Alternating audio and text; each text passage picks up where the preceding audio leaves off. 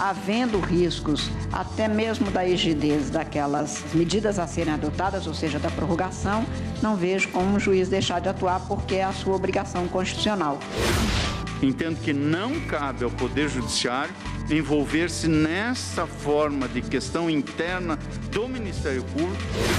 Polícia Federal pede prorrogação do inquérito que investiga o presidente Michel Temer, aliados dele e empresas do setor portuário.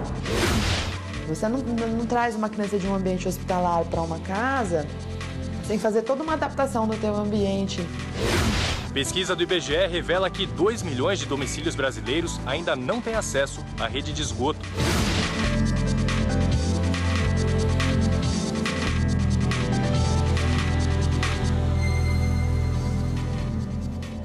Boa tarde. Boa tarde. Na sessão plenária dessa quinta-feira, os ministros do Supremo Tribunal Federal decidiram que, durante o plantão do Judiciário, os juízes podem prorrogar pedidos de interceptação telefônica. Um dos pontos da resolução de 2008 do Conselho Nacional de Justiça estabelece que não será admitido pedido para prorrogar interceptação telefônica, telemática ou de informática durante o plantão judiciário, como recesso e feriados longos. Na sessão dessa quinta-feira, por maioria, os ministros consideraram que essa parte da norma viola a Constituição, sendo que o ministro Marco Aurélio votou contra a constitucionalidade de toda a resolução. Não me parece que haja uma vedação, uma vez que a ressalva é suficiente para que, havendo riscos até mesmo da rigidez das medidas a serem adotadas, ou seja, da prorrogação, não vejo como o juiz deixar de atuar porque é a sua obrigação constitucional. Mesmo durante o recesso, seria possível a prorrogação das interceptações. Mas é que a norma diz não será não autorizado. É muito taxativa, então não há espaço para interpretação conforme. Então eu vou acompanhar o ministro Alexandre Moraes nesse aspecto e também o ministro Fux. Eu tenho assim um receio de que, eventualmente, esse dispositivo possa conduzir a uma passividade do juiz de plantão diante de um pedido de interceptação telefônica. Dentro das atribuições do CNJ, que não lhe cabe nenhuma competência cujo exercício seja capaz de interferir no desempenho da função típica do judiciário, que é a função jurisdicional. No caso específico, eu entendo impossível a limitação que o parágrafo 1º do artigo 13 da resolução faz à própria atividade jurisdicional. É uma seara da União de legislar sobre direito civil, de legislar sobre processo civil, de legislar sobre processo penal. Já os ministros Edson Fachin, relator da ação, Luiz Roberto Barroso, Rosa Weber e Gilmar Mendes consideraram que a resolução do CNJ é constitucional. O Conselho Nacional de Justiça, órgão que não possui natureza jurisdicional, não desborda dos limites de sua atuação quando disciplina as obrigações que incumbem aos agentes do Poder Judiciário nas rotinas e trâmites cartoriais de pedidos de interceptação telefônica. Parece que é inequívoco que a questão se reduz ao tema da prorrogação e claramente não vedou que ela ocorresse. Mas diante da necessidade de controle, e claro, havia realmente a preocupação, casos em que se encetava ou se iniciava a interceptação em plantão. Quer dizer, o que não era também razoável. Os ministros do STF também concederam mandado de segurança para que dados obtidos por meio de quebra de sigilo fossem retirados do site do Senado. Veja este e outros destaques da sessão plenária. Na ação apresentada pela Associação Nacional dos Analistas, Técnicos e Auxiliares do Poder Judiciário e do Ministério Público da União, a entidade informou que o Conselho Nacional de Justiça não poderia estipular o prazo mínimo de 36 meses como requisito para a redistribuição de servidores em cargos efetivos. A presidente do Supremo, ministra Carmen Lúcia, relatora do caso, disse que não há inconstitucionalidade na regra e que a redistribuição antes desse prazo prejudicaria a administração pública. Esse foi o entendimento da maioria. O ministro Marco Aurélio foi o único a divergir. Um concursado entra, ele tem que cumprir 36 meses para ser avaliado. Ora, se ele nem foi avaliado no órgão de origem, como é que ele já está fazendo a redistribuição dos cargos? Então, não é aleatório, nem ato de voluntarismo, mas é a coerência com a regra específica e constante da Constituição da República. A competência do Conselho Nacional de Justiça, para mim, como também a competência do Conselho Nacional do Ministério Público, é simplesmente administrativa. E o Conselho não se limitou a regulamentar a certa matéria. O plenário também manteve por maioria a resolução do Conselho Nacional do Ministério Público sobre instauração de inquérito civil no Ministério Público. A norma prevê que o órgão superior deve rever decisões de promotores e procuradores que decidirem não julgar inquéritos. Instauração de inquérito civil ou respectivo procedimento preparatório cabe a outro ramo do parquê, consubstancia legítima atuação do CNMP em conformidade com os princípios que regem a instituição. E, arremato, entendo que não cabe ao Poder Judiciário envolver-se nessa forma de questão interna do Ministério Público, cabendo, no caso, um juízo de autocontenção, razão pela qual julgo improcedente a ação, pedindo vênia ao eminente ministro relator. Ainda na sessão, por unanimidade, os ministros concederam mandado de segurança para que o Senado Federal retire do próprio site dados em relação à empresa Sky Master Airlines e diversos empresários. As informações publicadas foram obtidas pela quebra dos sigilos bancários e fiscal da empresa, determinada pela Comissão Parlamentar Mista de Inquérito, a CPMI dos Correios. O presidente do Senado não seria a autoridade coatora, mas o é, já que a responsabilidade maior quanto à parte administrativa do Senado é dele. O pano de fundo, sigilo, dados bancários, telefônicos e também fiscal, divulgação, o afastamento do sigilo por uma comissão, do Senado e divulgação na internet. Os principais momentos das sessões plenárias de quarta e quinta no Plenárias, neste fim de semana e com reprises até a próxima semana. E a Polícia Federal pediu a prorrogação por mais 60 dias do inquérito que investiga o presidente Michel Temer, aliados dele e empresas do setor portuário também. Quem tem informações a respeito desse assunto, nós vamos conversar com ela agora, é a repórter Evne Araújo. Boa tarde, Evne.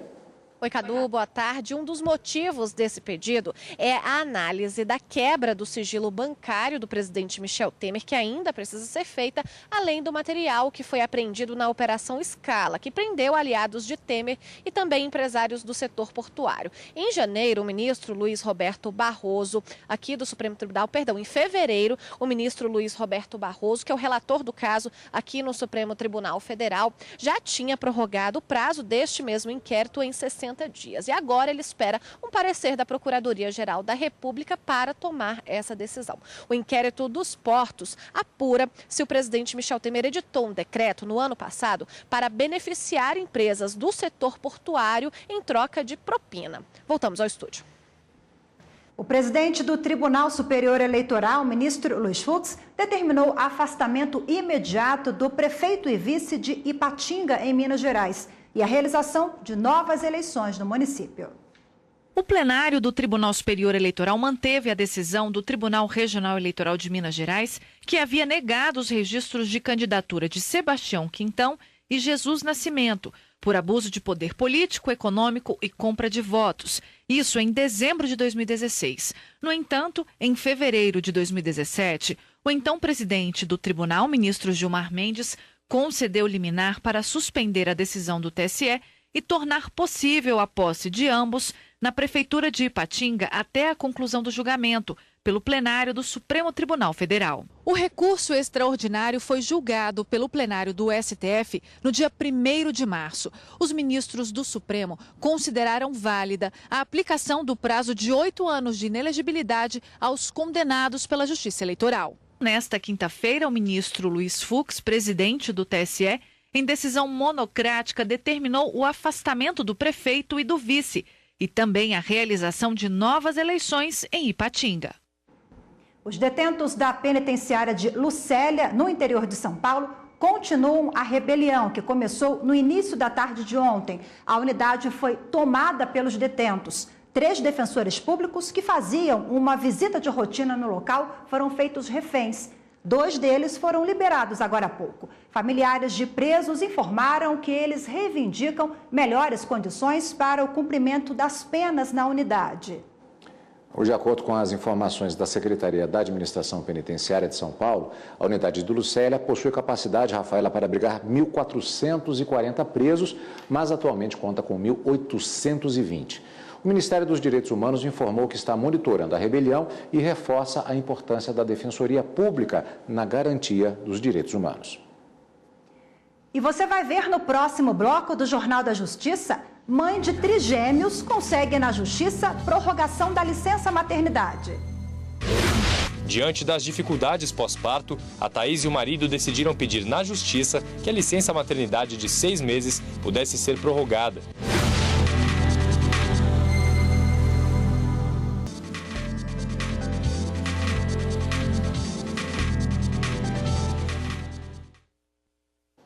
O Superior Tribunal de Justiça define requisitos para o fornecimento de remédios não listados no Sistema Único de Saúde. A primeira sessão do STJ fixou 3 requisitos para que o poder público forneça medicamentos que não são disponibilizados pelo Sistema Único de Saúde. O medicamento precisa ter registro na Agência Nacional de Vigilância Sanitária, Anvisa, e o paciente deve comprovar que é hipossuficiente e que o medicamento é imprescindível para o tratamento, com a apresentação de laudo médico, atestando que os remédios oferecidos pelo SUS não são eficazes para o tratamento. Os critérios estabelecidos só serão exigidos nos processos judiciais que forem distribuídos a partir desta decisão. Ela determina ainda que, após o trânsito em julgado de cada processo, o Ministério da Saúde e a Comissão Nacional de Tecnologias do SUS sejam comunicados para que realizem estudos quanto à viabilidade de incorporação do medicamento pleiteado no âmbito do SUS. O julgamento do recurso repetitivo que pacificou o entendimento no STJ foi o de uma mulher diagnosticada com glaucoma. Ela apresentou o laudo médico comprovando a necessidade de 2 colírios não especificados na lista de fornecimento gratuito pelo SUS. O pedido de fornecimento foi acolhido em primeira e segunda instâncias e mantido pela primeira sessão do STJ. O colegiado entendeu que chegar à conclusão diferente das instâncias ordinárias exigiria o reexame das provas do processo, o que não é permitido em apreciação de recurso especial. Em Brasília, uma mãe que teve trigêmeos prematuros conseguiu na Justiça prorrogar a licença maternidade. Ela alegou que os bebês passaram muito tempo na UTI neonatal e que ainda precisariam de cuidados especiais quando tivessem alta. Jorge e João ficaram internados por quase 1 mês na UTI neonatal de um hospital em Brasília. Os gêmeos nasceram prematuros e precisaram passar por cuidados médicos. O outro filho da Thaís, o Martim, não resistiu. Diante das dificuldades pós-parto, a Thaís e o marido decidiram pedir na Justiça que a licença maternidade de 6 meses pudesse ser prorrogada e só começasse a valer a partir do momento em que os filhos deixassem a UTI. Quando a gente sai da UTI, você traz a UTI para dentro de casa, porque ela continua acompanhando você, né? Você não traz uma criança de um ambiente hospitalar para uma casa sem fazer toda uma adaptação no teu ambiente, né, para ter o mínimo de relação com a asepsia de um hospital, né? Tem os rigores dos horários com os quais eles são, né, alimentados, que a gente continua seguindo. Uma necessidade dessas crianças terem esse tempo a mais e é uma necessidade dessas mães poderem acompanhar esse tempo a mais das crianças para garantir mais maturidade, mais saúde, mais alegria. O caso chegou aqui ao Tribunal de Justiça do Distrito Federal. Em primeira instância, o pedido foi negado, mas os pais do Jorge e do João recorreram. O processo foi encaminhado à segunda turma recursal, que decidiu por unanimidade estender a licença maternidade da Thaís. O argumento dos integrantes da turma é de que a convivência entre os filhos e a mãe é fundamental para o desenvolvimento da criança e que o longo período de internação impediu o convívio. O entendimento em segunda instância foi de que o afastamento da Thaís do trabalho enquanto as crianças estavam na UTI caracterizou licença por motivo de doença em pessoa da família. Para conseguir a prorrogação da licença, o advogado utilizou acordos internacionais em que o Brasil é um dos signatários. Dispõe desde 1924, desde a Convenção sobre os Direitos da Criança da Liga das Nações, que já nos apresenta diretivas acerca do princípio do melhor interesse da criança. Nós nos valemos disso para tentar fazer com que o judiciário concedesse o direito às crianças de permanecer com a mãe pelo período relativo que elas estiveram na UTI. Com a decisão favorável a Thaís, ela pode decidir se quer se afastar do trabalho por 29 dias, período em que os filhos ficaram internados, ou se quer receber uma compensação. Como as crianças já estão com 2 anos, a professora escolheu a segunda opção. O período que é super necessária a presença é o período justamente que eles são muito bebês, muito sensíveis, muito delicados, muito suscetíveis, né, a vários tipos de doenças e exige uma atenção assim quase que triplicada, né, em relação ao que um bebê já exige, que já é bastante. Então agora o período não faria muito sentido assim.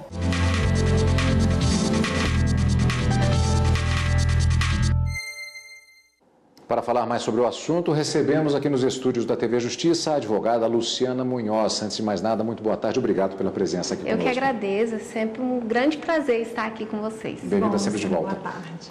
Doutora, começando com uma questão que é um pouco mais ampla, o que prevê a legislação com relação à questão da licença maternidade e quais os casos em que pode haver uma ampliação desse direito ou existe a necessidade de se buscar a justiça, como aconteceu nesse caso? Existem diversas possibilidades, então eu vou me ater ao que é mais comum. O que a gente tem é a Constituição Federal, que determina que a mulher tem direito a 120 dias de licença remunerada. Existem algumas outras possibilidades também, que hoje em dia já foram aceitas, de, por exemplo, mães que adotaram, de casais homoafetivos que também adotaram, tiveram seu filho, e a partir daí ter a licença remunerada também. E a CLT, que vai regular como é que vai ser esse pagamento, quanto tempo, e hoje em dia foi acrescentada, a partir de 2018, a possibilidade de 180 dias para as empresas públicas e privadas que entrarem na empresa cidadã, no programa Empresa Cidadã. Então, pode acrescentar esses 180 dias. A possibilidade de ampliação atual é só essa que a gente tem. Agora, em princípio, a criança, né, ela está no centro de tudo, a saúde da criança, o bem-estar da criança. Agora, se a criança passa 6 meses, por exemplo, no hospital, e a mãe precisa ficar ali depois de mais 6 meses de uma atenção especial em casa, tem algum prazo para essa licença em casa também, né? Às vezes ela fica 6 meses no hospital e mais 6 em casa. Como é que funciona? Esse caso foi muito específico, porque essa decisão é algo que a gente entender que foi interpartes, ou seja, foi entre aquele casal que entrou na justiça contra o empregador deles, que no caso ela é servidora pública, então contra o próprio Estado, né? Aqui no caso do Distrito Federal, e ela conseguiu a ampliação, mas como se pode perceber, inclusive pela reportagem, foi algo que foi tardio. Então ela gostaria de ficar mais com a criança, e a compreensão do juiz foi muito interessante, e ela só conseguiu em segunda instância, que foi a importância, a finalidade da licença maternidade, né? Que é o recém-nascido, é para isso que existe a licença maternidade, é para cuidar do recém-nascido. Aí a Organização Mundial da Saúde, inclusive, ela determina que o interessante são 6 meses de amamentação integral, e é por isso que tem tido um movimento de ampliação do tempo de licença maternidade para aumentar o tempo de amamentação integral do bebê. Agora, em outros países, né? Desculpa, Cadu, mas em outros países eu acho que a licença é até de 1 ano e pouco, né? É isso que eu ia perguntar, né? Existem alguns países em que a licença é tanto para a mãe quanto para o pai. A gente tem visto um aumento da licença paternidade de 5 dias para 20 dias, que é algo ainda que é muito pequeno, muito ínfimo. Para quem teve um bebê sabe que isso é muito pouco, mas a gente teve esse aumento do pai, e agora a mãe ela vai conseguir ficar mais tempo um pouco, e em outros países tem essa compreensão exatamente para cuidar da criança, porque é um novo cidadão que vai poder trabalhar, que vai se desenvolver, e é o desenvolvimento biológico e psicológico da criança que é necessário. Assim como, por exemplo, em casos de atestado médico acima de um determinado período, a Previdência Social é quem arca com os custos, no caso de um determinado período de tempo de ampliação da licença, pode acontecer a mesma coisa? Pode acontecer a mesma coisa. A ideia da ampliação, e nesse caso ele se utilizou da licença que era de doença, né, que foi por isso que ela conseguiu essa ampliação, não foi uma ampliação da licença maternidade em si que foi conseguida na Justiça. Então ela consegue o INSS tanto para a licença doença quanto para a licença maternidade. Agora já existe um projeto de lei, né, para tornar esse procedimento automático, né, da pessoa não ter que procurar o Poder Judiciário, porque a mãe fica frágil também, né? Então, tem alguma medida para tornar esse processo mais célere? Existe o projeto de lei 72 de 2017 que começou a tramitação para conseguir que, se há necessidade do bebê ficar na UTI, que a licença seja contada a partir do momento em que o bebê sair da UTI, e a partir daí acrescentar os 120 ou 180 dias que a empresa entende. Só que o que a gente tem atualmente da licença maternidade é o seguinte: é a partir do momento que o bebê nasceu. Então, por isso que é uma decisão interpartes e não é ampla para todos, que a gente chamaria no direito de erga omnes, que abarcaria todas as pessoas. Há necessidade que esse projeto de lei se torne uma lei, mas houve também algumas decisões dentro da Câmara e dentro do Senado, que entrou outras pautas dentro desse projeto, e por isso que, infelizmente, ele está parado. Joana, muito obrigado pela sua participação e pelos esclarecimentos mais uma vez. Obrigada e até a próxima. Eu que agradeço, é sempre um grande prazer estar aqui. Que bom. E ainda nesta edição do Jornal da Justiça, pesquisa do IBGE revela que mais de 2 milhões de casas não têm acesso a saneamento básico. Muita sujeira, mau cheiro, entendeu? Igual eu tô te falando, quando não é nessa rua, é na outra e por aí vai, nosso conjunto aqui todo.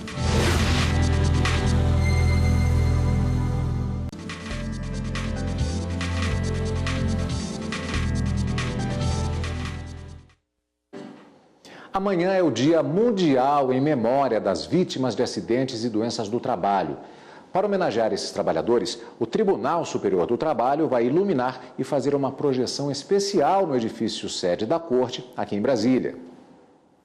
Vidas que não serão esquecidas. A frase projetada no prédio do Tribunal Superior do Trabalho e o número de pessoas que morreram vítimas de acidente de trabalho foram destacados sobre um fundo verde. A cor é o símbolo da campanha Abril Verde, que alerta para a importância da prevenção de acidentes de trabalho e de doenças do trabalho. A iluminação especial e as imagens projetadas fazem parte da homenagem do TST ao Dia Mundial em Memória das Vítimas de Acidentes e Doenças do Trabalho, celebrado dia 28 de abril.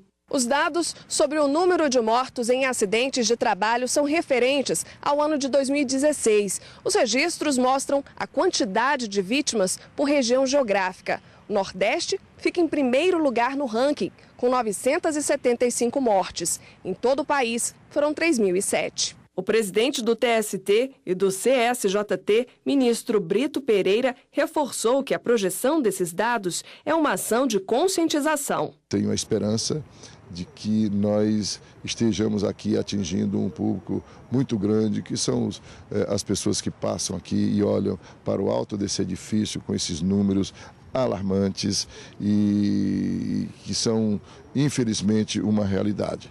E nós queremos, com isso, só mesmo conscientizar as pessoas. Os acidentes de trabalho impactam também os cofres públicos. Para pagar benefícios como auxílio-doença, aposentadoria por invalidez, pensão por morte e auxílio-acidente, a Previdência Social gastou mais de 22 bilhões de reais entre 2012 e 2016. No ano passado, a Justiça do Trabalho recebeu quase 115 mil novos processos que tratam de acidentes de trabalho. Desde 2012, o TST conta com o programa Trabalho Seguro para difundir ações de prevenção. O projeto é coordenado pela ministra Delaide Miranda Arantes. De um modo geral, os acidentes do trabalho e doenças decorrentes do trabalho têm decrescido. Isso é muito importante, né? É muito importante que o trabalhador saia de casa para trabalhar e volte íntegro, né?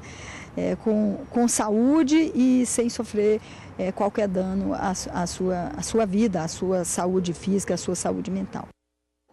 Rafaela, no Brasil, mais de 2 milhões de casas não são ligadas à rede de esgotos e nem possuem fossas sanitárias. Pois é, Cadu, é o que revela uma pesquisa feita pelo IBGE. Uma realidade que atinge todas as regiões do país.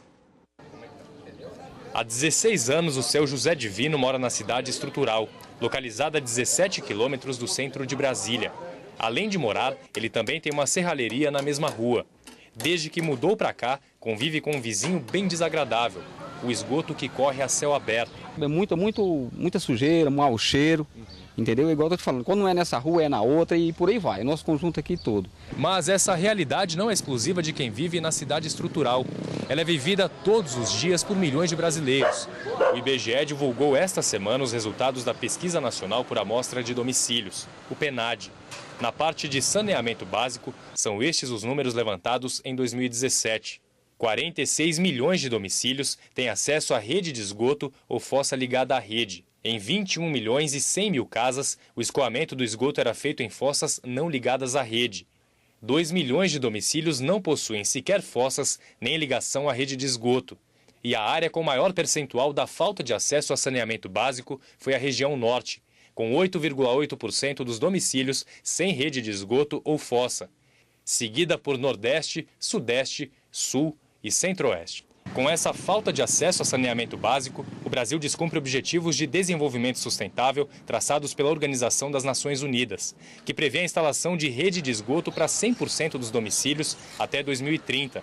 De acordo com o IBGE, se comparados a 2016, o acesso da população a saneamento básico se mostrou estagnado no ano passado. Vendo os dados de uma forma geral, comparando 2016 para 2017, toda essa parte de saneamento, a gente não viu alteração para o país de uma forma geral. Então, se não houve alteração, a gente já deduz que não houve investimento. Então, acho que a questão do investimento é realmente o ponto crítico. Este especialista em direito ambiental alerta sobre a importância de investimentos na área de saneamento básico e lembra que essa deve ser uma preocupação da União, dos estados, Distrito Federal e municípios.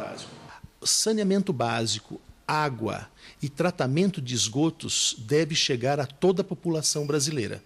Esses são os princípios que são básicos. Porém, me parece que os governantes não estão muito interessados nessa situação, em função de que é um dinheiro investido que não aparece. Então, nós precisamos mudar esse pensamento. E o Jornal da Justiça quer mostrar vídeos de todos os cantos do Brasil. Grave uma história interessante no seu celular e manda pra gente. O nosso WhatsApp, anote aí, é o 6199-260-6116. E o e-mail jornaldajustiça@stf.jus.br. E hoje nós ficamos por aqui. Um bom fim de semana e até segunda-feira. Bom fim de semana, até segunda.